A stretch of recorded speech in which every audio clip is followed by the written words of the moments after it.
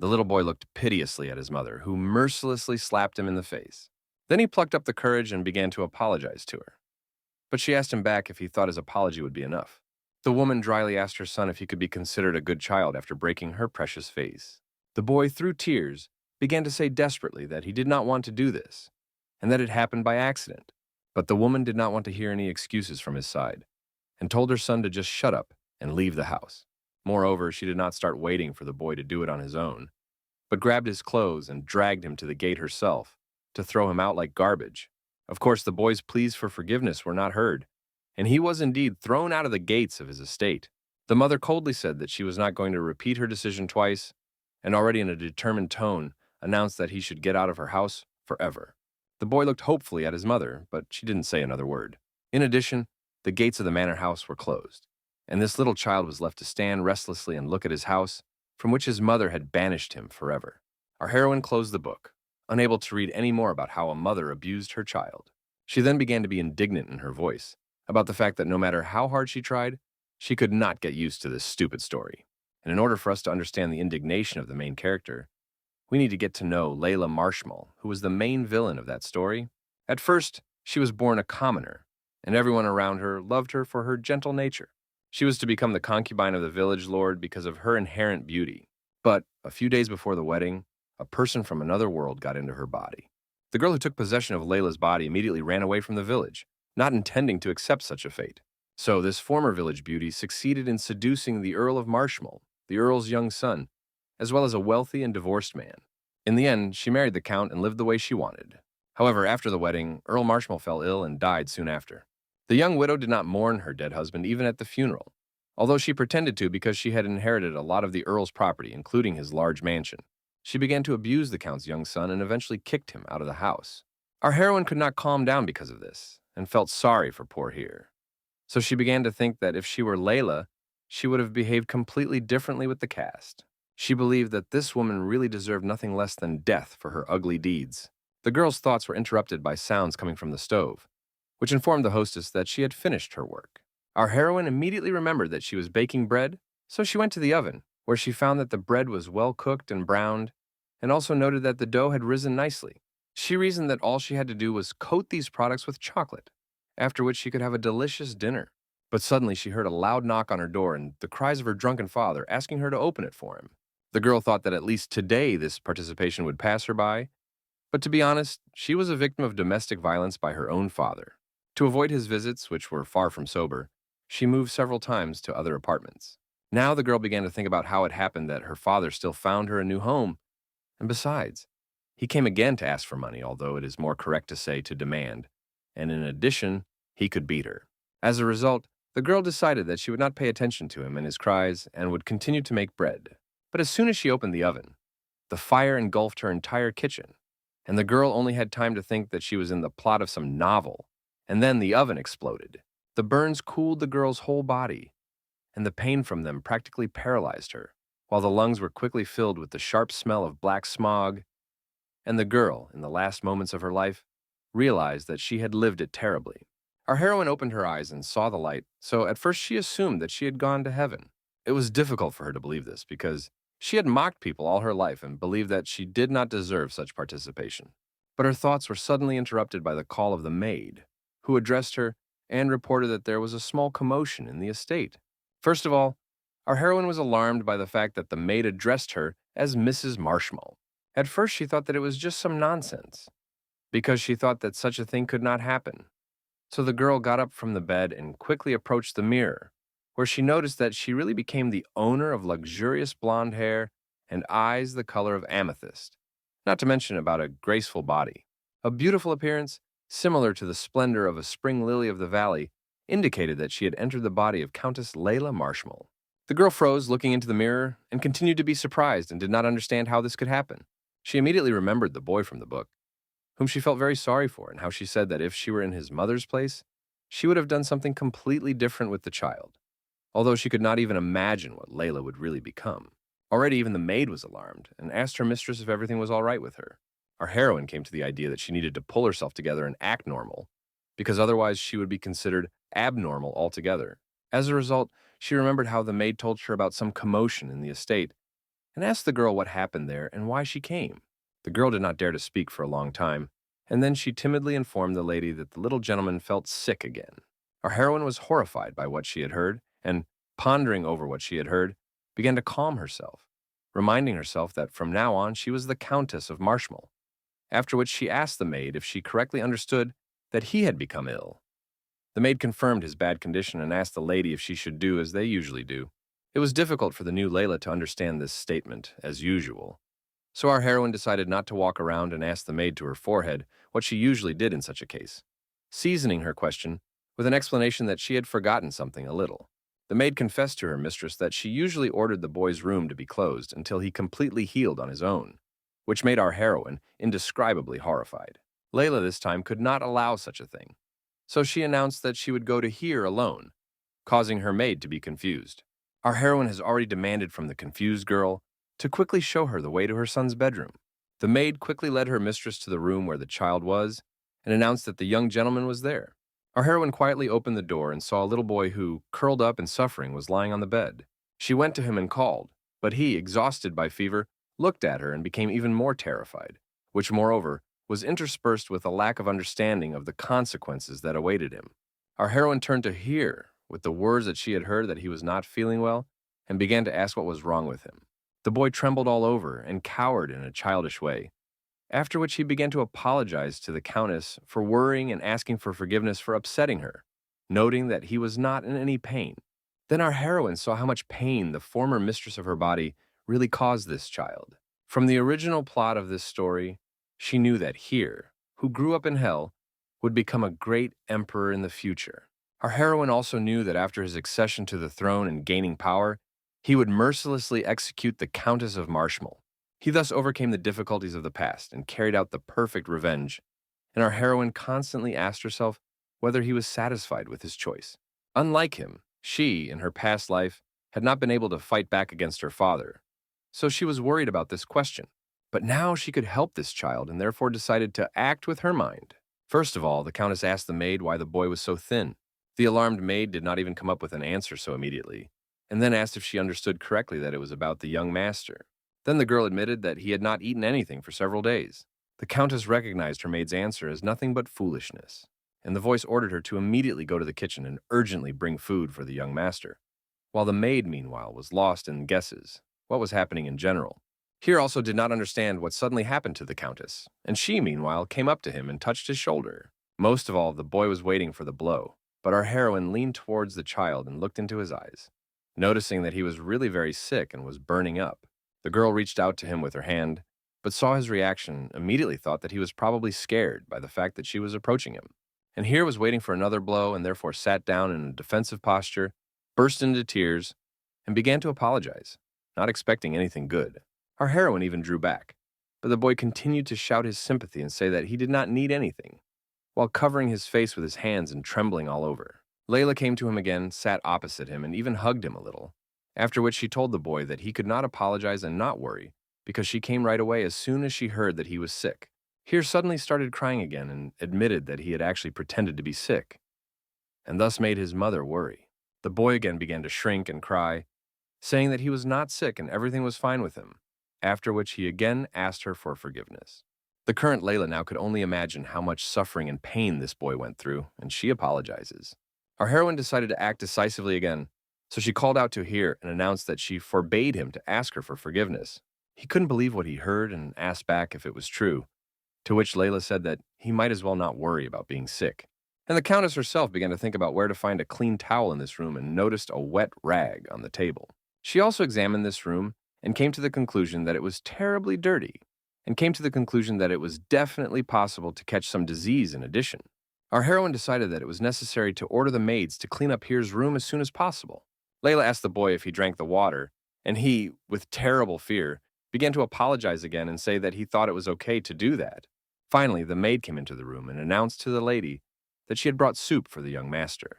Our heroine immediately emphasized that she was feeding the boy herself, but the maid resisted and finally announced that it was her task. And suddenly, the new Countess saw a plate with, so to speak, soup, which this maid had brought for this sick child, and she again became indescribably terrified.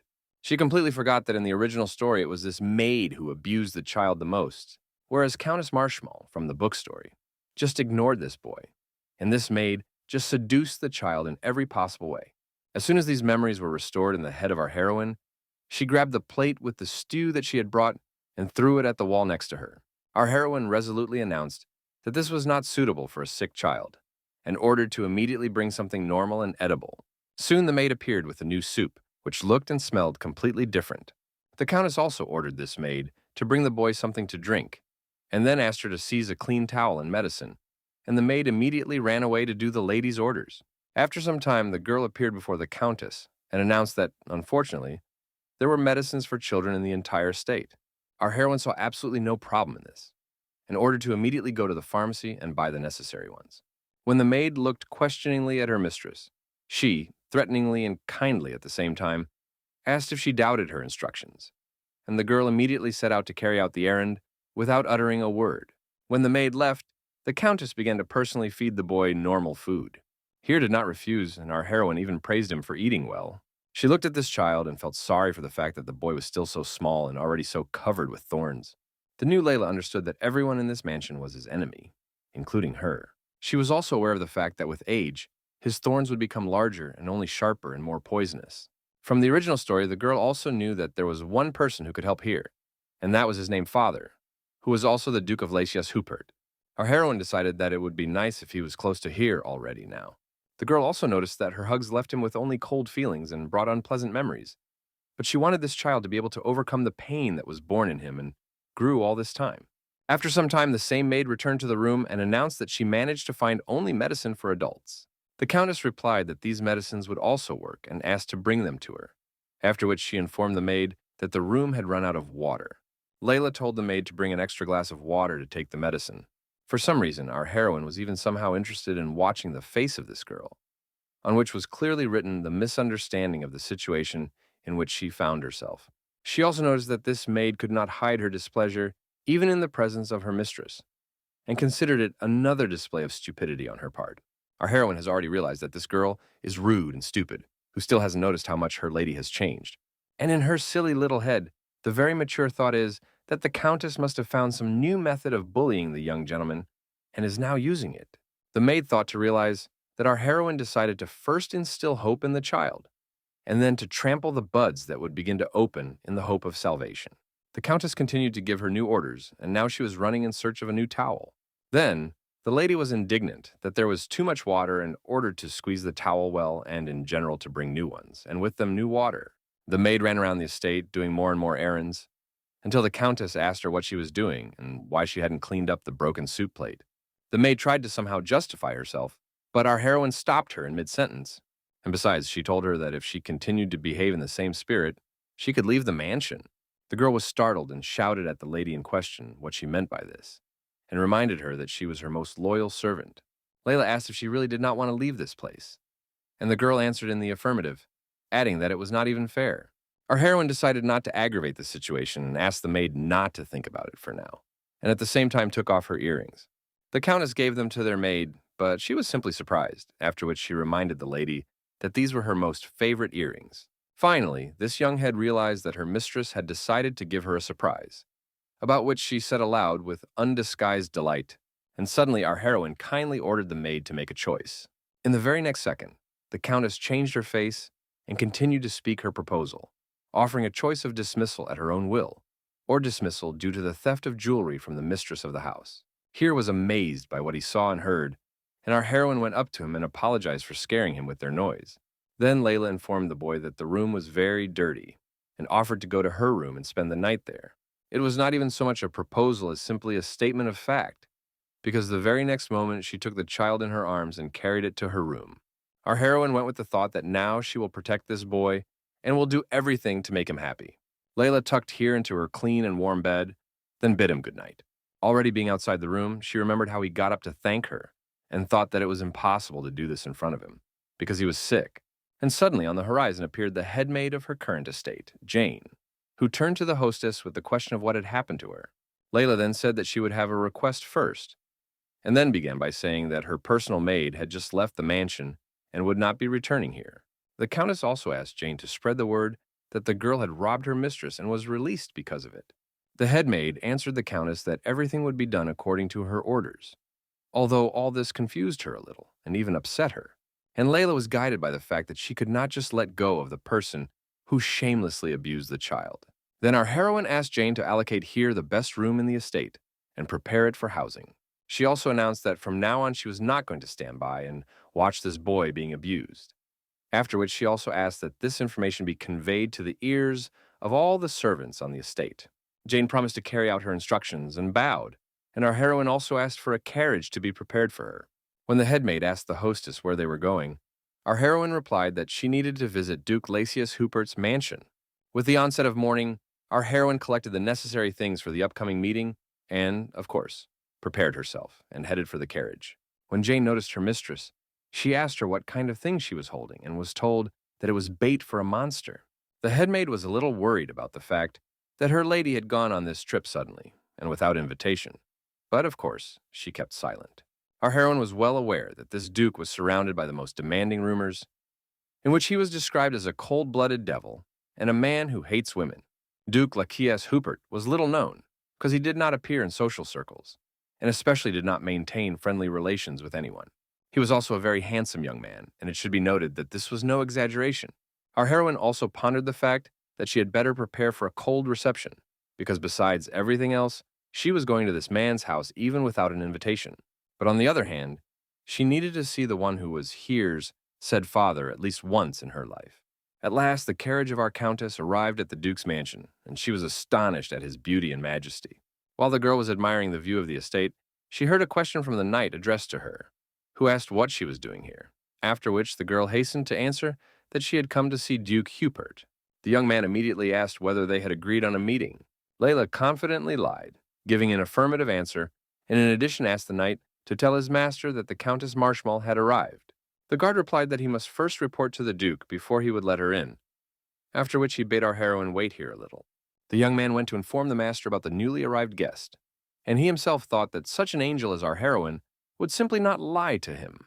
And the girl, seeing how the knight was leaving, decided that she would wait for this Duke even for 2 days. Of course, no one came for her right away, so she even managed to get under the rain.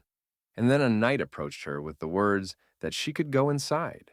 While our heroine did not understand why this knight was so calm, he had already reported to his master that he had completed his assignment. Our heroine noticed that this was not a living room, and immediately realized that she was taken immediately to the personal office of the owner of the house. And it is worth saying that at first the girl decided that she was running into the lion's cage, but very soon changed her mind, hearing the owner's question, was she came, and which sounded somewhat unexpectedly. She looked at this handsome Duke Hupert and did not understand why he was looking at her like that, thinking about the difference between expectation and reality, because she expected to see a real lion, and the master of this house turned out to be a real gentle cat. Now our heroine understood why even the princess of the empire was running after this handsome man, when she was still familiar with the original plot. It was impossible not to say that this man shone like the sun, and besides, he was gallant to the point of indecency, because he immediately offered to take off his jacket, noticing that she was soaked through. The Duke also said that he had promised her nothing, but that she had come to him so calmly, after which he inquired whether they really knew each other so well, remarking that he thought she really knew him well. To begin with, our heroine decided that he was making fun of her, and apologized in her voice, and remarked that otherwise they would definitely never have seen each other. The Countess wanted to know why he invited her to his place when she lied to his knight. The man laughed heartily and admitted that he was actually interesting to many ladies, but she was the first to behave in such an unusual way, and that is why he became interested in getting to know her. The Duke touched the Countess's face and said that she had a very sweet face. The owner of the house asked our heroine less kindly whether she had come to see something in person. Lasius also expressed that he does not like it when beauties turn into monsters, and added that it would be nice if he got a proper answer to his question. Our heroine thought that this gentle cat smiled rather sweetly, and also remarked to herself that the eyes of this Duke gave out a real Hupert in him. The girl decided not to walk around and announced to him that she had a proposal for him and asked permission to sit down. Our heroine knew from the original plot that the Duke was not interested in women, and he even hated everyone who tried to subjugate him. She understood that if she could not convince him, then she would have problems. The owner of the house again shone with kindness, and this time asked his visitor what she wanted to say to him, and even more so, to offer. Layla was now glad that she was familiar with the plot and could take advantage of some moments. So she confidently announced to the Duke that there was a spy in his mansion. She knew that Lysias was currently suffering from the loss of a very profitable mine. So she spoke again that as far as she knew, his mine had been transferred to the Hillen family, and then emphasized that it was because of a spy. The Hupert family has suffered considerable losses and will continue to suffer. Herzog assumed in response that she simply guessed all this to the smallest detail, and added that this rat probably also sells information about him and his affairs. Our heroine replied that it did not matter now, emphasizing that she could catch this very rat and, moreover, return to him his mine, which had been given to the Hillen family. He, of course, did not understand how our heroine could turn it around, and the girl took out the prepared papers, spread them on the table, and announced that these were her plans for the future. She asked the owner of the house to read her blanks and draw his own conclusions. Our heroine could really calculate this spy, because she knew the original plot and knew the people with whom the traitor communicated and all the information he passed on to third parties. She understood that exploiting the weaknesses of the Hillen family was not that difficult, because reading that book was generally her only happiness in her past life. So all the time she thought about how to make Hiet happier. Lysias asked the Countess if he could believe the truth of the information she had told him, and how she knew all this in the first place. The Countess replied that she could not explain everything to him, but at the same time emphasized that she could guarantee that she could be trusted and added that he still had nothing to lose. The Duke began to wonder why she would suddenly help him, which he asked directly and noted that he guessed that she would want to get something from him in return. Our heroine did not hide this, so she immediately said that he just had to sign a contract with her. Although now the owner of the house was unclear what other contract with certain obligations would be imposed on him. And then our heroine kindly explained that this is a real marriage contract that they will need to conclude with each other. Lysias curiously asked what the marriage contract suddenly came from. But our heroine was not at all frightened by this question, and she continued to offer him to sign an agreement between them for a period of 1 year. She knew from the original storyline that Hiet was thrown out by Layla's ex and found by Lysias, the later named father. Even now, our heroine was thinking that she would not have expelled this boy for anything. But on the other hand, she also understood that she could not live with him forever, even if she forgot that she got into the body a person who constantly mocked him. The new Layla saw that even her presence made this child sick, and decided that it was necessary to arrange a meeting for the two of them so that the boy could become the Duke's heir, as in the original story, and get used to him faster. As a result, the Countess announced to the master of the house that he would understand everything when he read the contract she had prepared. And then the girl emphasized to him that, in order to get his mind back, he would need the help of the Marshmallow family, because it is much easier to get a pass there after the wedding than to buy it yourself. The Duke was familiar with the contract, and our heroine even offered to divorce as soon as everything was resolved. The girl even noted the moment that she would leave alone as soon as the year of the contract passed, and only asked to spend it as if they were really a couple. Layla made another small wish to Lysias about how it would be nice if he was a good man, noting that since he wasn't interested in women, he definitely wouldn't fall in love. Our heroine noted that this very moment also applies to her, and the Duke clarified whether she really does not have any feelings for him. The Countess confirmed his assumption, and even remarked that if he became interested in another woman, she would not mind if he met her. Layla again expressed her interest solely in signing the contract, to which the Duke responded by commenting that it was indeed an intriguing proposition, though he still wasn't sure why she was going through all that, which he asked bluntly. Lysias clarified in his visa, if he understood correctly, that she only needed a contract for marriage for a period of 1 year, and asked with undisguised interest whether she was interested in the very fact of marital relations with him. In fact, our heroine wanted him to adopt Hiet, but she knew that if she told him about it, she would seem even more suspicious in his eyes. The girl replied that they would talk about it some other time, and suggested that he did not trust her, and volunteered to find a spy in his house to prove that she could be trusted.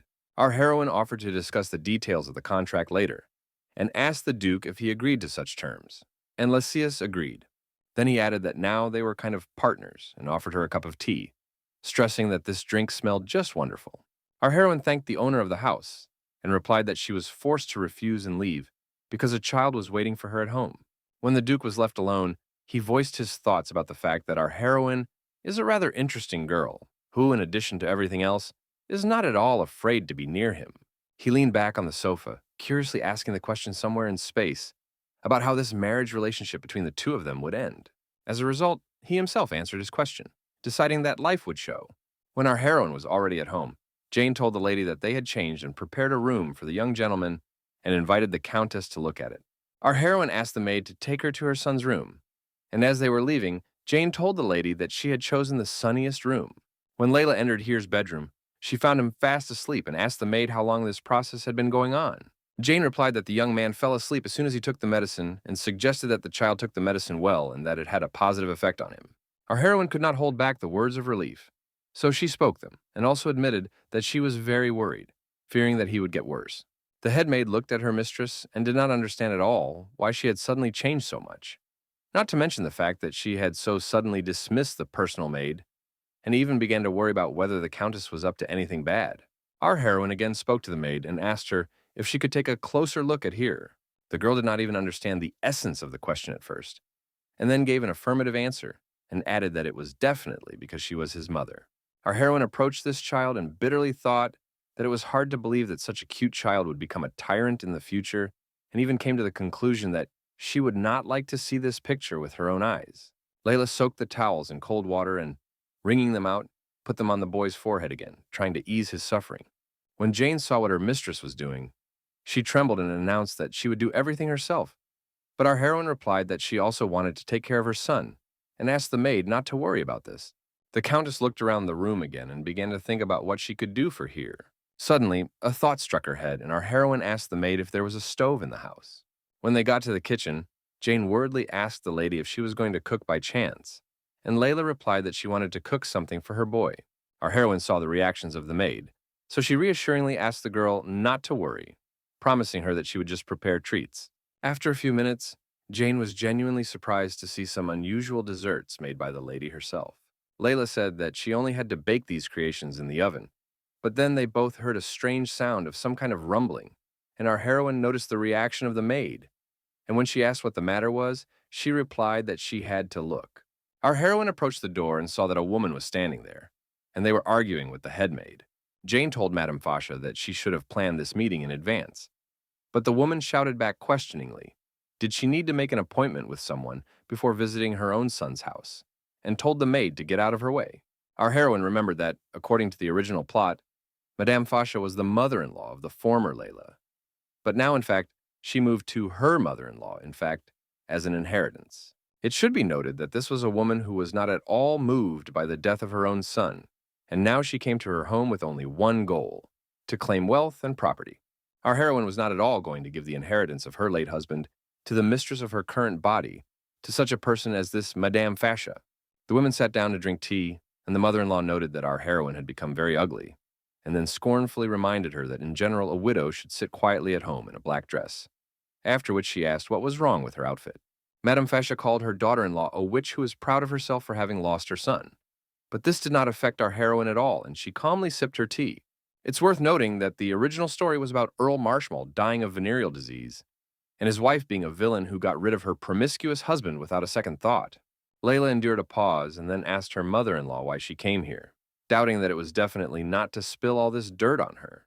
Madame Fasha was even surprised by the fact that for the first time, she noticed how her daughter-in-law finally turned on her brains and even asked the right questions, not to mention drawing conclusions. And the guest resolutely announced that she needed an inheritance, asking her daughter-in-law if she did not think that even after death, she would bathe in luxury. The girl replied uncertainly that she did not even know if she would be able to stay in the mansion, and then emphatically declared that her son's lands belonged exclusively to her and Here, which made this madame decently angry. At first, the mother-in-law shouted questions about what she was allowing herself, then asked how she dared to wring the earl's property, and finally reminded her that everything here belonged to their family. Our heroine calmly replied to Madame Fasha that it was she who was wringing her son's possessions, while she had to obey the will of her late husband, Count Marshmallow. The mother-in-law was immediately indignant that such a thing could not happen, and then added that she had not found the will anywhere. At this moment, our heroine observed more than ever that this woman was completely unconcerned about her son, and she was most worried about this mansion. But Madame Fasha really could not find the will for a very understandable reason. When the husband of the former Layla was dying, she approached him and asked how she should continue to live after his death, reminding him that his mother hated her, and began to say that Fasha would simply outlive her.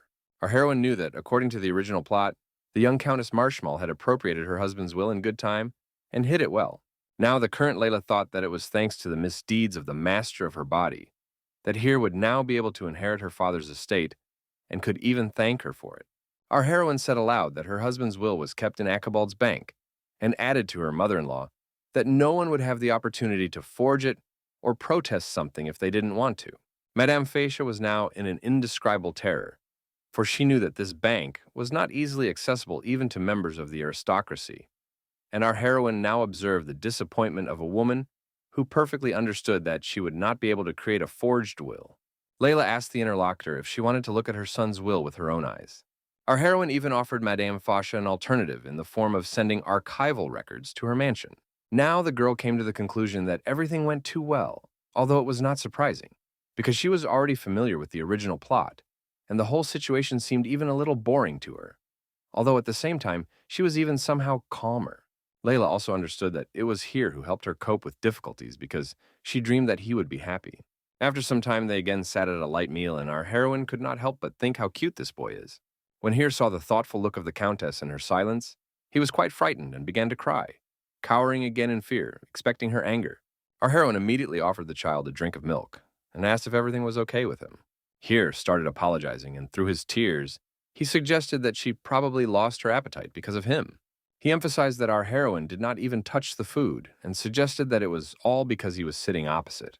Layla looked at the food and could not even suspect that Hiet could think like that, precisely because she does not eat soup, and concluded that she had not thought things through. Now our heroine has realized that she will never be able to make this child happy while she is in Layla's body. The girl decided that she needed to show Hiet her affection for him and her sincerity, so she got up from the table and went to him, saying that everything was fine and he didn't need to apologize. Our heroine leaned next to the boys and did not even raise her eyes, and she suddenly came to the conclusion that Hiet was practically broken by Layla's indifference for all this time, and she decided to make him happy, but did not even once apologize. This frightened child suddenly heard the Countess's request to forgive her, and the boy was both surprised and frightened by these words. Our heroine decided to correct the situation with at least a little sincere words about the fact that all this time she was indifferent to him, and besides, she allowed the maids to abuse him, after which she told the boy that she really wanted to apologize to him for all this. Our heroine also promised Hiet that she would not hurt him again. She suggested that all this did not sound very convincing, but still asked Hiet to try to believe her words. The boy was only able to say the word mother, and then he cried, and our heroine could not even think that this child would open up to her after just one apology. In any case, the new Layla was going to give this child a happy life, full of love and affection, and she announced in her voice that she would do everything to make him happy, securing her words with an oath. Then our heroine took a box and a scroll and handed it to the boy, who immediately asked what it was, and heard that it was a gift for him. Layla unfolded the bib and asked Hiet how he liked the thing, adding that she thought it would suit him very well. Hiet took the gift in his hands and replied that he really liked the thing and put it on himself, whereupon our heroine exclaimed with joy that he really liked it very much. Layla commented on her son's appearance as very satisfactory and continued to rejoice. Hiet suddenly wondered why his mother had suddenly started being so nice to him, and then calmed himself down and just decided to hope that it would always be like this now. A little later, our heroine went to the Duke's mansion and, before even knocking on the door, encountered the master of the house, who kindly inquired whether she had decided to visit him, and the Countess replied that she had indeed, and added that everything went well quite quickly. She immediately got down to business and noted that the spy immediately disappeared. She now even wanted to understand whether he was so clever or just a good listener, and yet she managed to attack his trail. Our heroine invited the Duke to read the papers she had prepared, in which she described the spy's movements in every detail. Layla also suggested that the traitor might soon escape from the mansion, and the Duke asked the girl what she was going to do about it now. Our heroine resolutely announced that the spy must be caught immediately, and the Duke liked the idea. Lasia suggested that this might be quite an interesting adventure for him, and asked permission to join her in her hunt for this traitor. Our heroine asked with surprise whether he was not busy, and the Duke gave a negative answer, although on his desk there was a decent stack of papers, in the form of still unsolved cases, and there was more than one stack there, and our heroine immediately thought that as soon as it was bad, she's being deceived. In any case, she had to carry out her plan, so she told the Duke that he could do as he saw fit. Lasius immediately asked the girl where they needed to go, while commenting that the spy probably did not come here to play games, and suggested in his voice that he most likely had some kind of meeting planned here, and our heroine agreed with the owner of the house. Layla suggested that the Duke go immediately to the elite part of the estate, namely to the second floor. They immediately encountered the night guard of this part of the house, and the Duke announced to him that he had some small business on the second floor and asked why he was not allowed to pass. The guard confirmed to the gentleman that he could walk anywhere, and he was interested in the personality of his companion. Lasius pressed our heroine to him and announced to the knight that she was his wife, and all the guards immediately bowed to their masters. Layla thought that it was a very good thing that they had come together, since surely no one would have missed her upstairs. The Duke ordered the guards to open the door in the room on the second floor, but our heroine delayed everyone for a moment.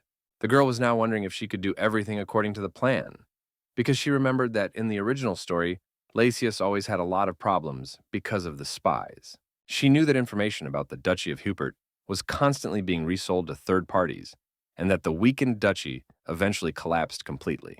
There was even such a moment when the Duchy of Hubert was left without an heir, but then here appeared on the horizon, abandoned by the Countess of Marshmal, and thus this boy became heir to this dukedom. Our heroine was now going to marry Lasius, knowing that here would thus immediately become the Duke's adopted son, and therefore the heir, and even thought that if the spy could escape, it would not be so terrible. Layla took hold of the doorknob and announced that she would now open it, but now the Duke stopped her. Almost in the next second, the door opened by itself and the person they came for appeared in it. The spy saw that he was caught and quickly ran away, but Lasius told him that it was useless to do so. The young man did not give up and tried to find any loophole to escape. One moment he saw our heroine and decided to use her as a hostage. The traitor grabbed Layla, put a knife to her neck, and ordered the Duke not to approach him, threatening that he would cause her irreparable harm. The Duke turned to our heroine and asked her not to worry, and the Countess told him that everything was fine. The spy, with a satisfied smile, shouted at Lasius to catch her already, and warned that if he took any steps, she would not live. But he himself considered the situation, where he understood that once he was discovered, the Duke would do everything to get rid of him and assumed that our heroine must be a difficult lady, since the owner was so silent because of her. He continued to revel in the thought that now that he had this young woman hostage, he could get rid of the Duke in one fell swoop. Our heroine looked at Lasius and asked him to turn away and close his eyes. The owner of the house fulfilled the request of our heroine, although he was now overcome by the assumption that she was going to kill him, only he did not want to lose his life for her sake. And now, he began to think about what he should do. The Duke pondered whether to take a chance on this girl, though he didn't really want to be honest. And while he was considering whether to sacrifice our heroine to him or not, the girl decided to save herself. So she tried to strike her opponent, mentally calling to herself that she was not afraid of pain and threats, especially in her past life abused by her father, and she realized that she just had to catch the spy and make Hiet happy. And the spy decided not to waste time and rushed at the Duke, who stood with his back to him and just thought that he was ready to sacrifice one hand. He turned to save our heroine, but saw that the Countess had stepped between them to prevent the Duke from being stabbed in the back. Lasius now acted quickly and immediately caught the spy's arm and then knocked him to the floor altogether, twisting him into a bagel. The traitor now writhed and screamed, and the Duke asked our heroine to take care of her cuts, promising her to deal with all this himself, after which he added that he did not want the girl to witness his future showdown. The spy began to plead with the Duke for mercy, and the Duke smiled and said that just a few minutes ago he was much more confident. Lasius asked the boy if he enjoyed selling information from his house, but he simply asked for mercy, to which the Duke emphasized that he had made an irreparable mistake and might not even try to beg for mercy. The owner of the house hit the traitor in the face and assumed that he was ready for such a result. The Duke summoned his magic rings and, threatening them with them, asked the traitor who was behind him, adding that he could answer this question if he wanted to live. And our heroine mentally worried about whether the Duke would manage alone, but Lasius was quite able to cope with the interrogation thanks to his magic rings and continued to interrogate the spy, who could no longer bear the onslaught of the magic ring. But he also understood that he could not be told who was behind him, because he feared his real master even more than the Duke. The young man had no choice but to use the poison stored in his mouth just in case, and to instantly leave his life, carrying the secret with him to the next world. The Duke was very saddened by the spy's suicide, because he really didn't intend to kill the man, even though he was a traitor, because he just wanted to get an answer. Now the primary task for him was to heal the wounds of our heroine. The Duke went to help the Countess and found that, fortunately, her wound was not very deep, and also noted that, according to his observations, the spy was clearly surprised by her sudden appearance. Lasius wanted to understand why our heroine did all this, which she asked directly. But the girl did not know how to answer him like that, because she could not explain that she did all this for Hiet, and then Layla admitted that she really likes his handsome face, but she doesn't want to fall in love with him. In principle, this praise of the Duke's appearance worked, and the man thanked our heroine in return and then asked not to do so again. Layla decided to change the subject of the conversation to the spy and announced to the Duke that, thanks to her, he caught the traitor, after which she asked if she correctly understood that this was a victory. And the Duke replied that whatever it was, but he did not want to see how she suffers. Then he kindly reminded his interlocutor that the whole thing was that she would soon become his wife. Layla looked at him with a warm smile and didn't understand if Lysias had always been this kind of person, while she remembered his description from the original story, where he was a completely cold-blooded character. Finally, the treatment of our heroine's wound ended, and the Duke announced that she just had to recover. The Countess thanked the owner of the house for such care, and he replied that she was injured because of him, so everything is fine. Layla insisted that he not only helped to bandage her wounds, but also went spy hunting with her, which she appreciated. The Duke replied that these were trifles, and he himself continued to look after her, thinking of the fact that women often told him that he was handsome, but it did not in any way move his heart, while the words of this girl, for some reason, suddenly excited his whole being. So unusually the soul. Just past the Duke, the knights of his squad passed by and noticed their master in deep thought and began to ask each other what he was doing. Then they came to the conclusion that from his facial expression, one could assume that something good had happened. One of the knights even said that their Duke must be thinking of murder, for otherwise he could not explain his smile, though, in truth, she had no idea who could make him smile so. And Lysias continued to ponder why all this had fallen upon him, mentally admitting to himself that now all his thoughts wander only around this young woman who makes him feel strange. In a few days, our heroine found a carrier pigeon on the window, which brought a letter. She immediately thought about who could have sent her the message and reached for the dove's leg. When the girl unfolded a sheet of paper, she saw an unfamiliar handwriting, where the author asked her when she would come to him and whether she had forgotten about him, and also mentioned that he missed her and was waiting for her return. And our heroine immediately, I assumed that they were most likely written by the Duke. She also found his words somewhat strange, and to a certain extent even similar to the whimpering of a puppy that misses its master. Our heroine thought that she was going to visit him anyway, but these circumstances only played into her hand. The Countess briefly answered the Duke's question whether she could come to him this evening. Lysias received the letter and hastened to answer it. The Duke told Layla that he was waiting at any time and would not mind a visit. Our heroine, having received an answer, asked Jane to prepare a carriage for her, informing her that she was going to Duke Hupert's mansion, to which the girl somehow mysteriously replied that she had nothing to say, because everything was already so clear. Jane then asked her mistress to go outside and look at something. Our heroine went out into the yard and found a whole carriage of flowers, and not believing her eyes, exclaimed in surprise that such a thing simply could not be. Jane told the Countess that these flowers were sent to her by Duke Hupert, although our heroine thought about the fact that, in the original story, this carriage with flowers definitely did not exist, and even mentally wondered if the Duke was such a real romantic. As a result, Layla told the maid that she would go to collect and asked to hand over to the coachman so that he would be ready to send. As soon as our heroine was on the doorstep of the Duke's house, he went out to meet the guest and announced that he was eagerly waiting for her. Lysias asked if everything was okay with our heroine's hand, and the girl answered that everything was fine with her and the places where the cuts were feeling much better. The Duke declared that he was glad to hear this, for he had been greatly disturbed by the fact that his future wife, besides being wounded, had not sent him any news. Layla coquettishly called him a liar, and he asked why she thought so. As a result, the girl admitted to the Duke that he looked like her puppy, and the Duke, in response, dissatisfied and even indignant, asked if her puppy was male. Our heroine replied that she had a dog girl, and then the Duke, in his voice, concluded that he, as a man, was completely unattractive to her. The Countess put the contract in front of the owner of the house and asked him to read the conditions and ask questions if they appeared. Lysias first looked at the papers and then announced that he did not want to discuss the work, to which our hero asked in response what he wanted to talk about then. The Duke invited his interlocutor to tell him about what she had been doing all this time, and it was a little difficult for our heroine to believe that he was really interested in knowing it. But on the other hand, she noticed that his face said so, that she was obliged to answer him, and therefore she admitted that she was baking cookies. Such news came as a surprise to the Duke, and the girl added that she was also cooking macaroons. Lysias concluded from this that she likes sweets, and clarified whether our heroine really prepared these desserts herself. The Countess replied that she liked all sweets, but she did not eat them, because she was making them for someone else. The Duke at the same moment frowned and cautiously inquired for whom she was preparing these treats. And our heroine, in turn, could not understand why he had such a strange reaction to her words. Lasius waited for an answer, and he again asked the girl to whom she had given them, noting that he had not received anything. And the Countess asked him if he also liked sweets, after which she promised that next time she would send him her treats.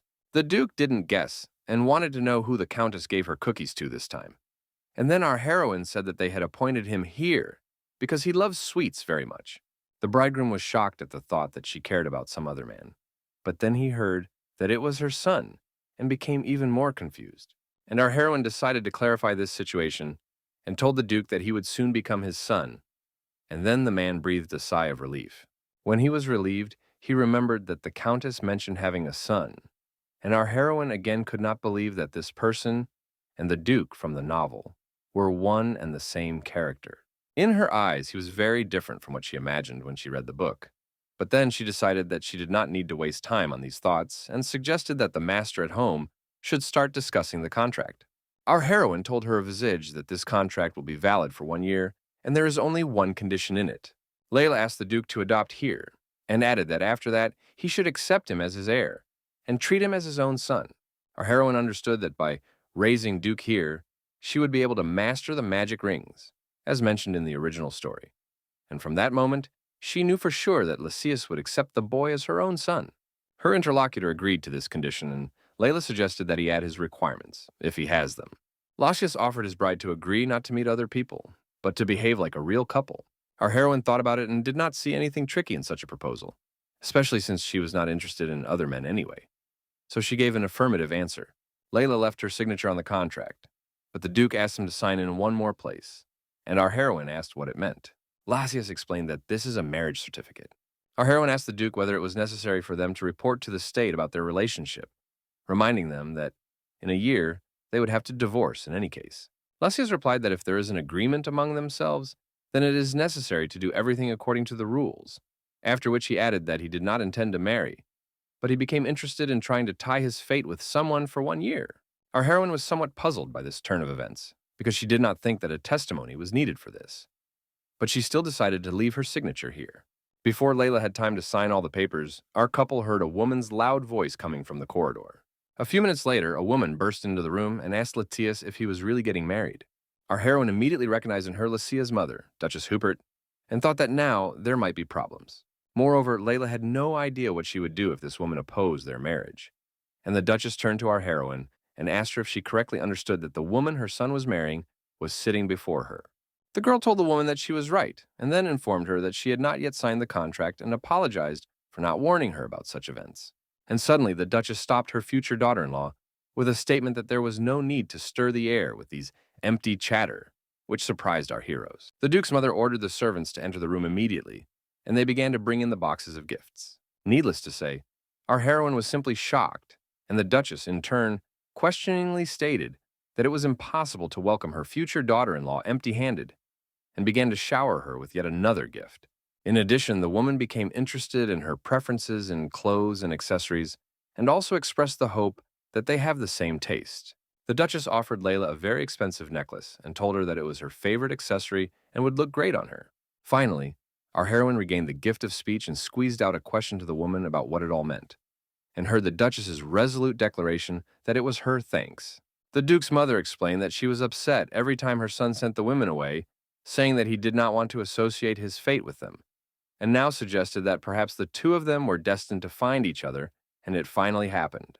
Now our heroine came to her senses and sincerely thanked the Duchess for all the gifts, after which she announced that she had already received many gifts from the Duke. The Duchess asked the girl if it was too rude of her to call her husband by his title, and immediately asked to call her son by his first name. When our heroine looked at the Duke, he nodded approvingly and added that he was not against such an address. Layla perfectly understood that in this world, nothing is done just like that. And now she began to worry about the fact that he would suddenly ask for some unequal favor in return.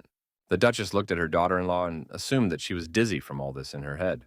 She also asked the girl what she was thinking about so seriously, after which she emphasized that all this is a simple gift for her charm, and she cannot worry about you.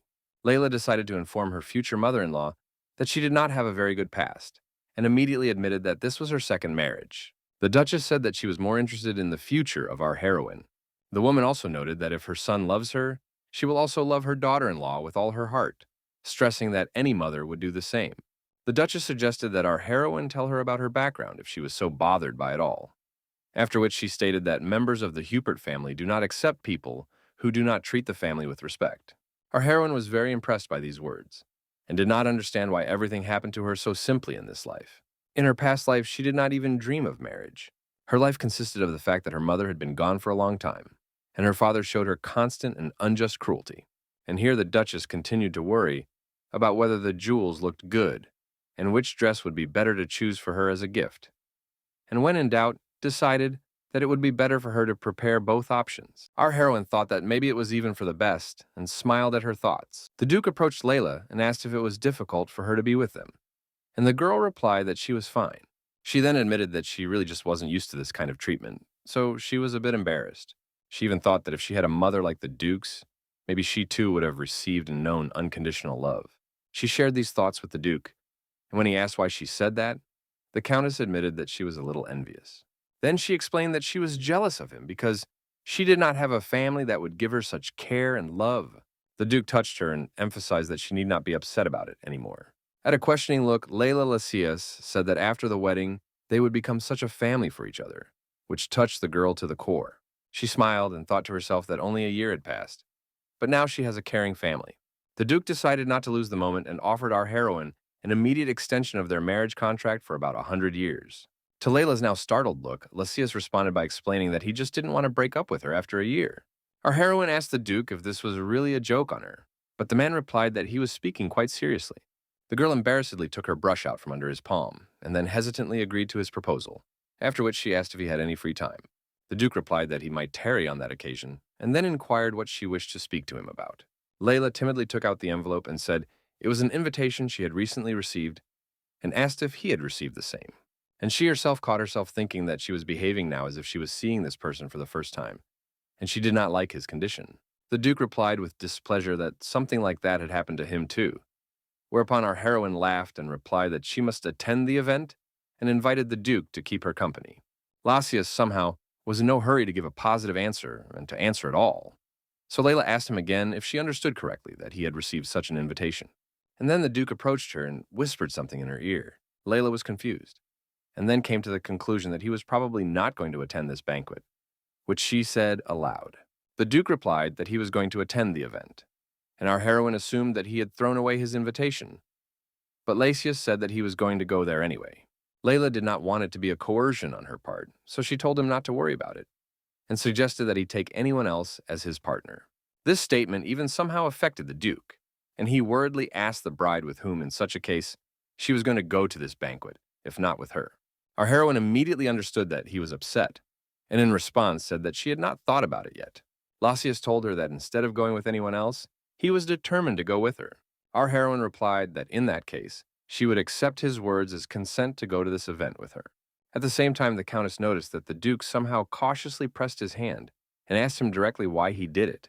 The man took out his weapon and asked if this was the thing she wanted to know. Layla became interested in this attribute and asked the Duke if she could take a closer look at it, and was told yes. As soon as the girl took the weapon in her hands, she was surprised at the skill of the one who created it, and Lacias, in turn, asked the bride if she would like to try how this weapon shoots. Layla asked a counter question, and the Duke answered in the affirmative. Then our heroine took aim and tried to shoot. The Duke immediately noted that she had an excellent grip, and added that in such an angle, the bullet would have flown right through the window. Now he was very interested in where our heroine learned to hold a weapon and shoot so well, which is what he asked the girl about, and heard a modest answer that went back to her childhood. In fact, our heroine practiced in her past life to shoot her father once during an attack on her, and never thought that she would ever need this skill somewhere else. Only our heroine never managed to kill her father, but it was enough for the Duke to know that she tried to shoot as a child. Lacias explained that this weapon actually had to be fired using a magic ring attached to the barrel of the gun. To explain, it should be said that this ring is some magical substance that comes from the caster. It is also important to note that not everyone can use them with such skill, which made this kind of use of such weapons extremely rare and effective. These rings were known for their powerful destructive power, and the owners of such weapons said that they, moreover, had an infinite potential. Herzog also explained that when the ring was thrown at a target, it returned to its owner, which in turn made it much more convenient than using lead balls. Our heroine knew from the original plot that Hiet was able to create 3 magic rings, only after 8 years, and now she looked at this man and did not understand who he really was. In addition, our heroine could not take her eyes off him. The Duke noticed this and asked our heroine if she liked magic rings more than he did. At this moment, our heroine again came to the idea that this Duke was more and more like her puppy. The girl couldn't resist and reached for his head to pet him, and he immediately understood that she even treated him like a puppy, which he said aloud. But our heroine did not try to hide it, and frankly, gave an affirmative answer. When our heroine returned to her home, she met a restless maid and immediately thought that something had happened to the boy. But she replied that the young master was in her room. When Jane asked the lady what she had in her hands, our heroine said that they were tasty treats for Hiet. The maid caught herself thinking that the Countess had become very concerned about Hiet, which was radically different from her previous behavior. So the girl mentally tried to calm herself and not worry about it. Jane advised her mistress not to give too much sweet to the child, as she began to worry lest the young gentleman should suddenly fall ill, and our heroine replied that she would listen to her advice. In fact, Layla was very worried about the fact that Hiet was still a very thin child. As a result, the Countess went to the boy's room and knocked on the door, announcing that it was she who had come. But Hiet alarmedly asked her to wait a minute longer and not to enter. Then he said that she came a little earlier than he expected, and our heroine began to worry about what he was doing, which she asked him about. But the boy was only embarrassed once more. Layla decided not to dwell on the matter and announced to Hiet that she had bought a chocolate pudding and really wanted him to try it. The boy did not have to be asked for a long time, and he decided to immediately get acquainted with something new for him. The Countess announced that it was actually a gift from a famous confectioner, after which she suggested that it must be a very delicious dessert. Hiet did not even know how to disturb this beauty, and for some time he just looked at this delicious creation, which he was kindly offered to taste. And after tasting a bit of the pudding, he excitedly announced that it was also very tasty. Hiet didn't eat everything himself, but asked our heroine to try the next spoonful. And she even got a little confused, wondering if she managed to get a little close to this boy after all. She looked at his beautiful face and thought that even if he didn't trust her, he was still trying to take steps to get closer to her. Our heroine was a little lost with how to behave in this situation. Layla accepted the piece of pudding offered by him, which he handed to her on his own, and she assumed that he was most likely very worried that she might refuse, and was glad in her mind that she had made the right choice. Our heroine was warmed by the thought that after a year, Hiet would finally be happy. When the plate was empty, the Countess asked the child if he liked the pudding, and the boy answered firmly in the affirmative. Our heroine decided to offer him a joint walk. She even said that they could go to his favorite swing and spend time there. But to this invitation, the boy again reacted painfully and cringed. But then our heroine remembered that the Countess Marshmallow, her predecessor, had broken them, calling the ugliness of the garden and that it was her personal order, which the boy knew about. And after many years, Hiet visited the mansion and his garden again. The original plot said that the adult Hiet created the swing again in the same place, but from new branches. Our heroine began to think about the fact that the scars that stretch from childhood never heal quickly.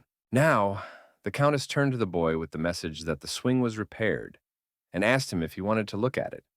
And the boy was surprised and did not even trustingly ask in response if it was true. Our heroine confirmed her statement and suggested that Hiet look at them together. The child was extremely surprised that his mother told him the truth. And Layla, in turn, asked him if he liked this swing, and he answered with satisfaction that he liked it very much. He hastened at once to jump in and sway upon them. And our heroine again spoke of the sins of her predecessor, and piteously remarked to Hiet that after his father's death, she had caused him too much pain. Our heroine then emphasized that he would no longer have to fear her, and admitted that she had fixed the swing as an apology. Hiet's heart also softened little by little, and he now modestly told Layla that he also had a present for her. The boy hurried to pick it up, but when he jumped off the swing, he tripped over a pebble and fell, hitting his knees. Our heroine rushed to help and asked if everything was okay with him. The answer was expected, but the girl saw that he was in pain, although now she remembered that she herself always hid her pain after a fall as a child. She was afraid that she would be punished, and because no one else understood this child, although on the other hand, she wanted Hiet to never suffer and always remain happy.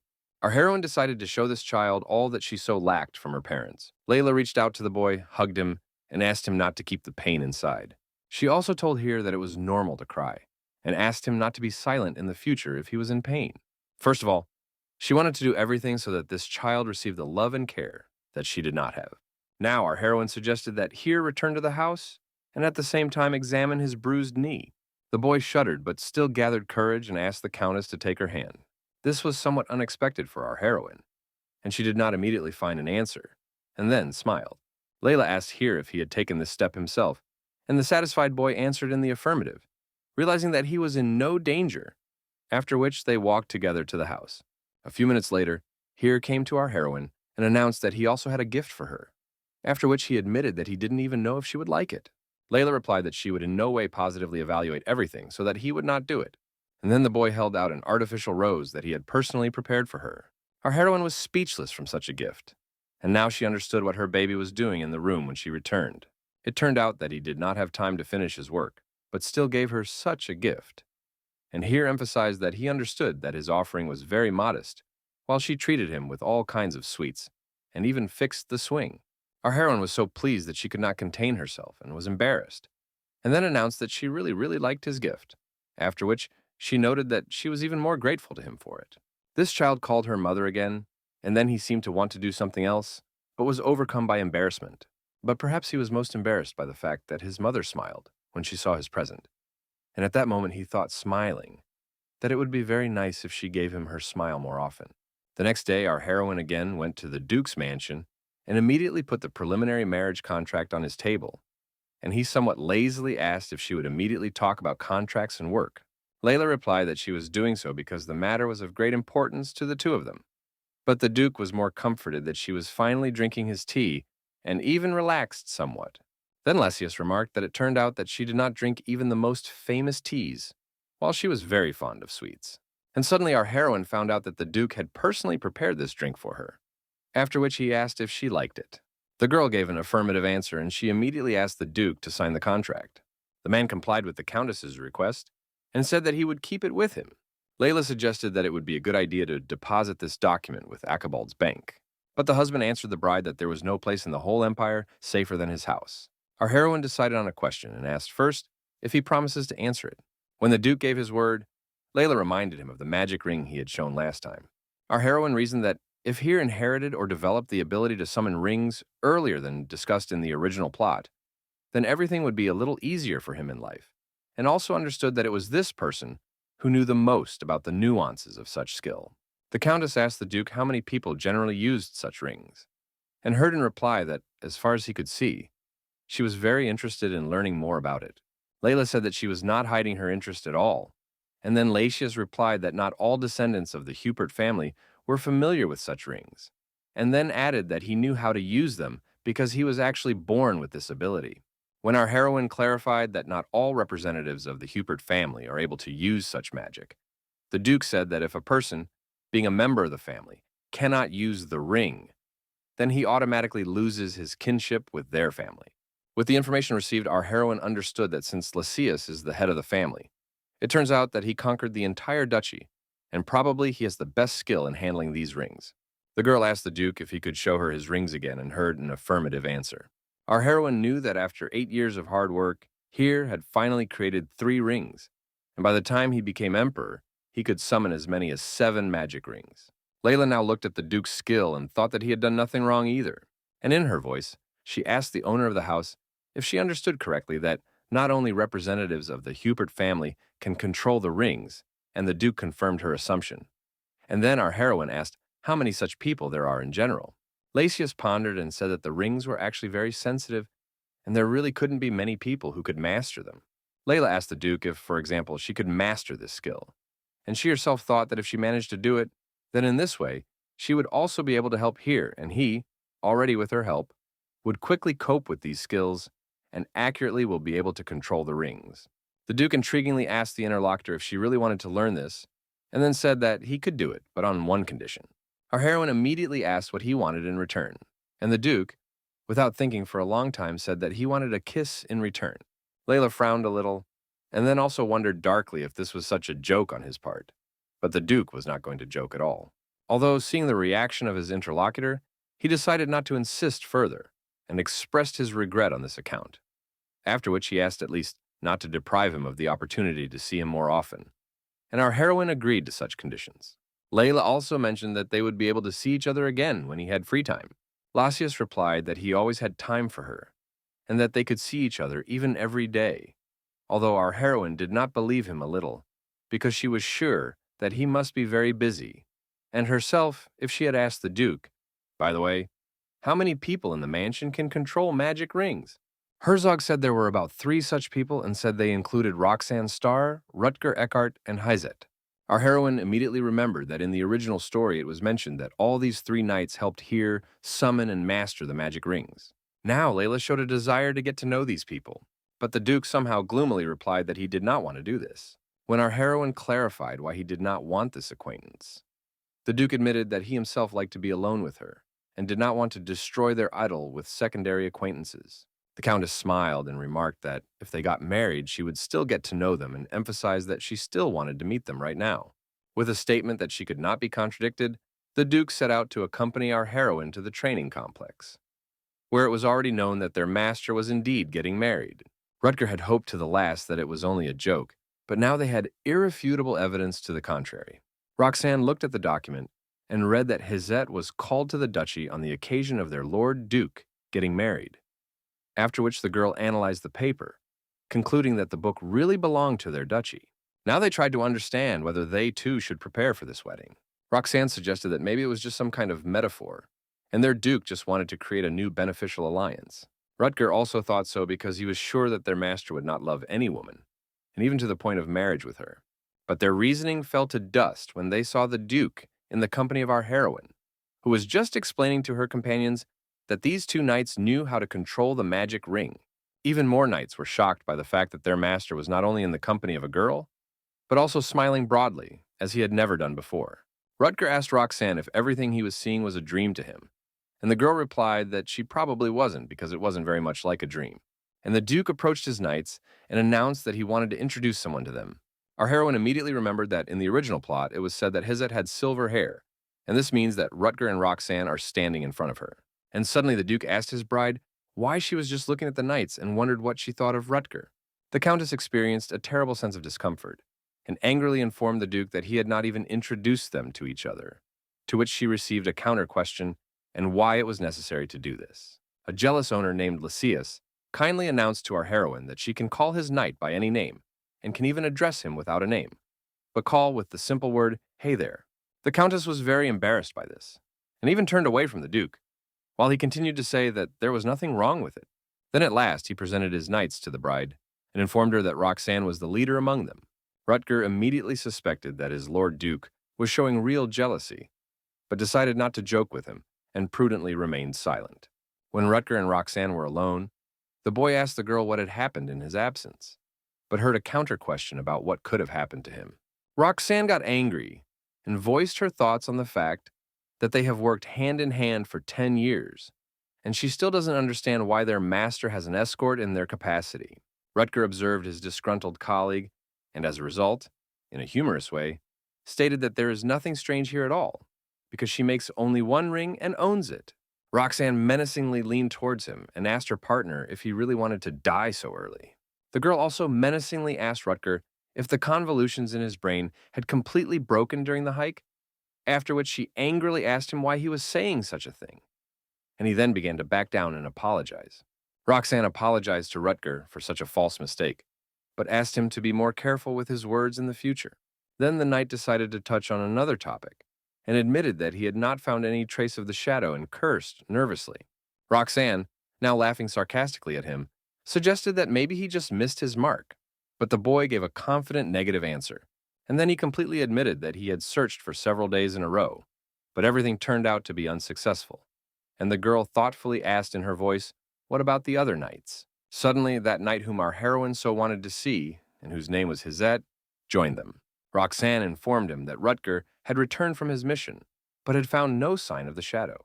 A few days before the event organized by the Hillen family, our heroine decided to learn more about the aristocrats of this society, so she read all the letters she could find in the estate. Among the letters, our heroine found very strange messages, for example. One said that someone addressed her as a sister and asked her not to marry this man, and also mentioned the phrase that the addressee misses her very much. This letter was anonymous, as if from an admirer, and our heroine, even after a few days, being in the West, continued to think about who could have sent these words to the mistress of her body. Suddenly, words of greeting from a girl rang out to our heroine, and Layla recognized her as Countess Nephili. Our heroine greeted this lady in return, and she asked to be called simply Edith. Layla knew that this girl was very famous in social circles. Edith, in turn, conspiratorially approached our heroine and asked permission to ask her one immodest question, after which she immediately apologized for her rudeness. As soon as Layla allowed it to be done, Countess Nephili hurried to find out if it was true that she was getting married again. In fact, our heroine was waiting for such a question, and therefore calmly gave an affirmative answer and confirmed that it was true. The ladies present immediately began to whisper to each other that not so much time had passed since her husband's death, and she was already getting married again. They wondered how Lady Marshmallow would try to rejoin society, and generally found the situation somewhat dire. Our heroine, in a conversation with Edith, noted that she is very close to Duke Hubert's family since such news has already reached her. Of course, Layla's ploy worked, and Countess Nephili quickly became interested in Duke Hubert's surname. And then, as if learning about it for the first time, she said that this simply could not be, and asked our heroine quite loudly if she was marrying Duke Hubert. Those present immediately began to whisper and wash Lady Marshmallow's bones because, as they say, she decided to marry so quickly and really to a duke who rejected the proposal of the princess herself, and as a result, came to the conclusion that most likely it was all a lie. Those present discussed our heroine so loudly, of course, with the help of Edith Nephili, who turned even more gracefully and demonstratively ordered the honorable people standing next to them to talk more quietly. The girl herself spoke to Layla again and said that she was not at all surprised by this news, because she saw what amazing charm her interlocutor had, and therefore understood why Duke Hubert could not resist her. Our heroine remembered the original story, where this girl was described as the same as she appeared in life. As a result, Layla decided to simply thank her interlocutor for the compliment and increase the distance. Then she announced to her that she had a business with which she had to leave, and she understood with all her radars of intuition that something was wrong here. So once again, she decided not to get involved in this incomprehensible friendship. When our heroine was standing aside, she noticed a man who seemed vaguely familiar to her. More precisely, the coat of arms that decorated his suit seemed vaguely familiar to her, and which indicated that he belonged to the Blake family. And although she was not completely sure of this, something told her that it was none other than Baron Doug Blake. Our heroine did not understand one thing, why he seemed so familiar to her, and, continuing to think about it, looked at him until he also looked at her. The man immediately headed in her direction, and Layla could only guess if the former mistress of her body was familiar with Baron Blake. To her relief, the man greeted her without saying her name, and then, with a serious look on his face, asked if they had met by chance before. Our heroine would really like to know what she should do now, so she decides that she needs to stay calm to begin with. Remembering that in the original story, the mistress of her body had never met him before, of course, as far as was known, her. Our heroine tried to answer elegantly without compromising herself, and therefore simply smiled and said that this could not be the case. But the man somehow strangely and somewhat worriedly even asked how it could not be, and then apologized for the concern, and hurriedly left Layla's company. Our heroine at this moment experienced a terribly unpleasant feeling, not to mention the fact that she never left the feeling that they knew each other very well. The girl suggested that perhaps the whole point is that this man is the same age as her father, and these gloomy thoughts of our heroine were interrupted by the charming Duke, who gently grabbed his bride's hand and left his no less tender kiss on her knuckles.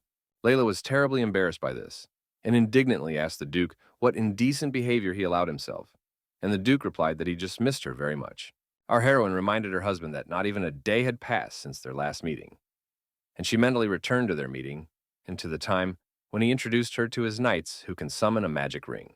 While the girl was coming to her senses from his tenderness, the Duke deliberately and somewhat defiantly approached her, and admitted that for him, their separation lasted forever. But this was not enough for Lysias, and he additionally took our heroine by the hand, intertwining his fingers with hers, showing those present that she belonged to him. While Layla hoped that they were standing in a corner, and no one noticed them at that moment, but her hopes were shattered, because the eyes of many interested girls were directed to the corner where they were standing. Our heroine embarrassedly announced to the Duke that everyone present was looking at them, and he replied that what difference should he make, since they are a couple? Layla was already on the edge of her embarrassment, and could not even control herself anymore.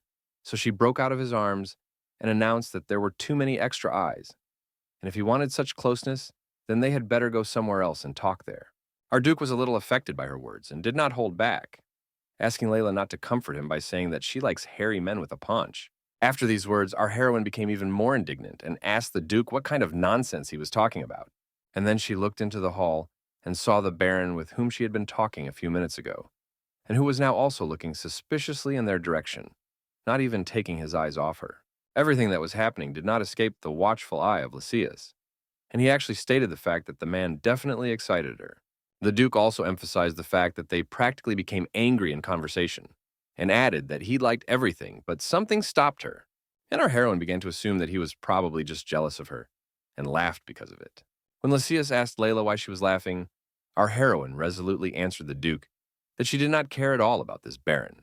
The Duke continued to look at his chosen one in disbelief, while she continued to laugh and confirm her statement.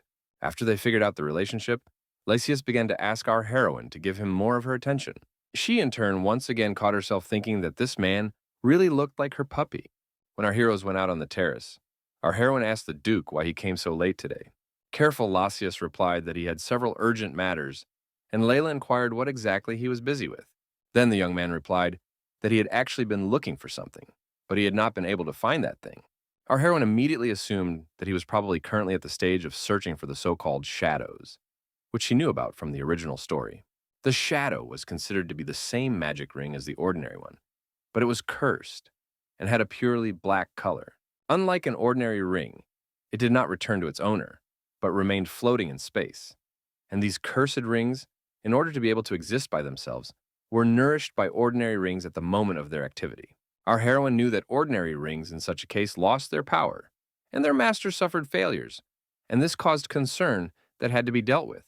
Layla knew that Rutger and Roxanne were engaged in the search for just such shadows, but it was a very difficult task. And then our heroine remembered that she never had the opportunity to meet Hiet. Layla wanted to meet him because she knew he would help here a lot in the future. And suddenly our heroine noticed Ms. Helen Hillen, with whom she was going to definitely talk at this event. In the eyes of our countess, this girl was a key figure in the discovery of a mine of black gems that formerly belonged to Lysias. Layla got up to go and intercept her for conversation, but the Duke was the first to come to his senses and asked our heroine where she was going to leave him.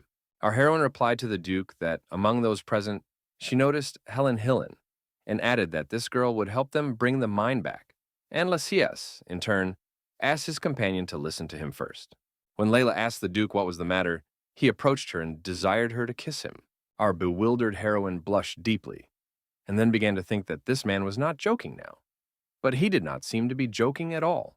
It is worth noting that the relations of our heroes were carefully observed by representatives of high society. Among them, of course, was Lady Edith Nefeli, who concluded for herself that the engagement of our heroes was far from a fiction, as it first seemed to her, and that our heroine, as well as her companion, were, in her perceptive opinion, very much even full of tender feelings alone to one. The girl even compared the former Layla with the current one, although she knew the earlier Lady Layla Marshmallow well, and knew just as well that she was completely unlike a person capable of love. Now Lady Edith Nefeli saw that everything had changed a great deal, and she found this situation very interesting. This insidious girl really liked our heroine, who had changed so much, which she did not forget to note in her mind. When the Duke reached out to our heroine with a kiss, she stopped his rush, touching her lips with the tips of her fingers, and she herself, embarrassed, said that, as far as she thought, nothing like that would happen between them. Then she saw his bored knight and pointed to him, after which she added that Rutger must be waiting for him. Layla remarked that they each had their own business, and therefore it was time for them to part, and she promised the Duke to return his outer garment to him later, and ran away. When our heroine entered the hall, she went to Lady Helen, then drew her attention to herself and greeted her. The girl recognized her and hastened to bow in a deep curtsy, greeting our countess in return. Helen also congratulated our heroine on another wedding, noting that she had already heard about this wonderful news. At the same time, she noticed that this girl was always looking somewhere and decided to inquire about this moment. As it turned out, her attention was drawn to a member of the Hillen family named Dawson. At the same time, our heroine noticed from the look in the girl's eyes that the relationship between these two was not very good, and thought that in principle she did not expect anything else. She did not expect that Helen would not be able to control the expression of her face and her emotions in general. Layla called her interlocutor again, and the girl returned to the conversation, after which she asked our heroine not to be shy and talked to her informally. The Countess now considered the moment how she might best propose to speak on a more important subject. But on the other hand, She could see that this girl was most concerned about watching Dawson. When Helen again, after a minute's contemplation of that young man, returned to what she was talking to our heroine, this time she spoke to her about what she knew about the Countess's choice of Duke Hubert as her husband. Layla was quite curious to know where this girl got such information from, and couldn't even resist asking a direct question. Helen replied that it had to do with her observation of the Duke keeping a very close eye on his future wife. Layla offered her interlocutor to change the situation for a few minutes, and added that she wanted to discuss something with her. Helen was indeed very surprised by the fact that the Countess of Marshmal suddenly decided to talk to her, and not to Dawson Hillen, which she could not help asking directly. And our heroine only confirmed this. Her interlocutor agreed to a conversation in a quieter place and asked the Countess to follow her, where they soon settled down at the tea table. Our heroine began the conversation by asking Helen if she had ever thought of becoming the head of the family. The girl was very surprised by such a statement from the Countess, and even somewhat indignantly asked in response what she was saying, after which she immediately asked the following question: why she was even offered this frank conversation in private. Countess Marshmal asked her interlocutor to calm down first, after which she emphasized that she wanted to help her, as she believed that she was a more suitable candidate for the role of head of the family. Helen replied that she needed time to think things over, and at the same time asked the Countess if she really had the opportunity to raise her to such a high position, still questioning the seriousness of her interlocutor's words to the end. At first, our heroine sincerely answered the girl that she understood her perfectly, after which confidently promised her that she has enough strength to give her what she desires with all her heart.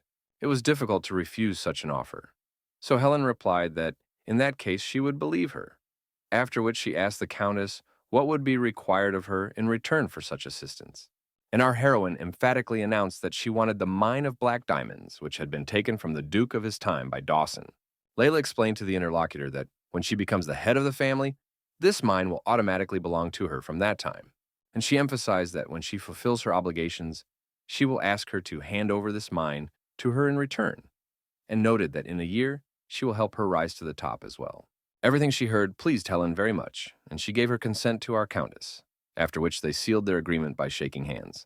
The Duke's knight, seeing his master, could not refrain from telling him that he was stunning as always. But since Letzius did not answer anything, the young man even asked him if he had heard his words. The Duke gave Rutger a negative answer and added that he did not wish to hear anything from the person who interrupted his communication with Layla, which caused the knight considerable stress. After looking around a little, the Duke announced to the knight that he had found the right room and asked him to contact Roxanne, and Rutger went to fulfill the master's errand. The young man modestly asked the Duke if there really was nothing wrong with him not staying to accompany him, and the Duke replied that Roxanne would be enough, and added that when Layla returned, he should take care of her. Soon our heroine really approached this knight and asked him whether the Duke had left the banquet on some business. The young man answered in the affirmative, and explained that his master had to be away for a short time due to an urgent task, and added that he had been ordered to accompany her back to the estate. Rutger also asked our heroine not to be shy and ask her what interests her. Our heroine did not understand why the Duke suddenly left the banquet so suddenly, and she began to think that if it happened so urgently, then he was most likely tracking the shadows again, and then she worried about whether there was anything wrong with him won't happen. The knight saw the concern on the Countess's face and told her that the Duke had gone with Roxanne, so she had nothing to worry about, then added that it would be better if she and Hiet went with M, but then noted that he had been ordered to take care of her. While our heroine pondered this, the knight continued to tell her that Hiet was one of their team of knights. As a result, Layla paid attention to his words and answered Rutger that she had never seen a knight with that name before. And then her interlocutor explained that it was not surprising, because he had been on a business trip all this time. Our heroine immediately analyzed this information and remembered that, according to the original plot, Hiet was the second most popular character after Here, so she felt sorry for not seeing him last time. Layla began to wonder whether she would be able to see him this time, and asked the knight if he could sometimes introduce him to her. Countess Marshmal admitted to her interlocutor that she would like to meet him. Our heroine did not have to ask for a long time, and Rutger accompanied his lady to Hiet's room, and breaking into it, briskly asked this young man whether he had locked himself in his room again. Hiet begged this knight to leave him alone, and even menacingly used magic to summon the rings, to which he already anxiously asked in reply whether he planned to kill him or do something worse. Hiet explained to Rutger that he was preventing him from thinking, and Rutger asked in response what exactly he was thinking about, although their conversation still did not connect. The knight asked Hiet with a slight sneer if he had gone away from everyone to think about his behavior, but he replied sharply that he was trying to remember what he might have missed. Rutger did not bother him anymore, and finally remarked that it would be good if he did go out for a moment, and then asked mysteriously if he was not interested to know who was waiting for him. Hiet sharply and threateningly replied that it was not part of his duties, but Rutger had already shouted nervously that he should not be expelled from his room in this way. But the master of the room was not in the mood for conversation at all, and remarked that the scene had taken place on his part was extremely strange, after which he asked Rutger why he had come to him at all. But Rutger exclaimed that he had only come to him with a very pleasant surprise. The very next moment, our heroine entered the conversation and asked the owner of the room if she understood correctly that he was the Hiet. She herself somehow couldn't believe that it was really him. And then she remembered that according to the original story, this person was Heer's mentor, and they were very close, almost like brothers. But it should be noted that in her past life, due to the fact that she particularly liked a boy and was worried and rooting for him, she had a somewhat prejudiced attitude towards this character, and it was difficult for her to love him. Hiet again asked the knight why he had come here without paying attention to our countess. Then her attendant indignantly announced to the master of the room that if he offended this lady, he would not be pleased. Our heroine stepped forward again and decided to be the first to meet this knight. Layla told Hiet her name and also mentioned that she would soon marry his master. Now this young man softened a little and answered the countess's greetings, and then asked the knight if the duke had not yet returned. Rutger answered in the negative, and then informed Hiet that the duke had noticed the infected ring during the ball, so he went to look for Roxanne, after which he asked the master of the room not to be upset, as he had another mission for him. Hiet immediately inquired in reply what this meant, and then Rutger said that it was his duty to go for a walk with Lady Layla. Hiet accepted his mission with dignity, and changing his clothes, went out to our heroine, after which he apologized for making her wait so long. Our heroine answered Hiet that he had nothing to apologize for, because he managed quite quickly. The girl noticed that he had put on a uniform and assumed that Rutger must have been afraid that Hiet would not be able to handle the errand or even refuse, so she simply asked him to take a walk with her. And now our heroine could not hold back and laughed, because this knight was as she had imagined him when she read the original story. He and Hiet still went to the garden, but now the countess did not know where to start the conversation. The girl even caught herself thinking that somehow everything turned out very awkwardly, and decided to start the conversation with the question, "Is the duke always so busy?" Hiet answered in the affirmative, and added that the master had more to do than most knights in the order put together. The countess began to ask her companion what her future husband was doing so important. Then the knight replied that, for example, on the last mission they were looking for a dark magic stone that belongs to the Hiet family. This was a real discovery for our heroine, and she commented aloud that it was incredible. Hiet confirmed the companion's impression and added that almost all the stones in the mine are simple pieces of coal, except for certain types, and also explained that magical stones have poor compatibility with rings, and therefore using them in combination is simply impractical. Our heroine also learned that sorting them takes a lot of time, and moreover, this business is very expensive, which ultimately makes it difficult to sell. The countess suggested that a way could be devised to make the mine work more efficiently after all, as she now saw that managing a mine where magic stone was mined was very difficult. Hiet noticed that something seemed to amuse our heroine, and he dared to ask her a question about it. The countess replied that perhaps soon she would give her bridegroom a pleasant present. But now some inexplicable changes occurred in the expression of Hiet's face, and our heroine asked the knight what had suddenly happened to him. But he hesitantly replied that it was nothing important. And then he added that for a second something seemed to him, but he was not able to go into details. The countess suggested that perhaps Hiet was just tired, and asked him worriedly if she had taken too much of his time. But the young man replied that he was fine, although he clenched his fist tightly to contain his emotions. A few days later, our heroine met the mother of her deceased husband, who was not very happy to see her, so she immediately asked the visitor whether she had finally brought her son's will. The woman saw that Layla was holding the papers in her hands, so she simply ordered them to be given to her, and she assumed in her mind that her daughter-in-law must be bluffing again. Our heroine fulfilled the request of the mistress of the house, but when she got acquainted with the contents of the will, she went into an indescribable frenzy and began to tear the paper into shreds, exclaiming at the same time that she had not only interfered in the affairs of their family, but was now also trying to take away their property. Layla endured this barrage of abuse from Madame Fasha after hearing how outrageous it was, and that it was most likely a forgery, after which she declared that it was most likely not a genuine document. Our heroine admitted to her mother-in-law that she only tore a copy of the will, because the original is hidden and is in a safe place. The Countess of Marshmal even offered her mother-in-law the opportunity to see the evidence stored in Achabald's bank vault, deliberately dropping the information on her.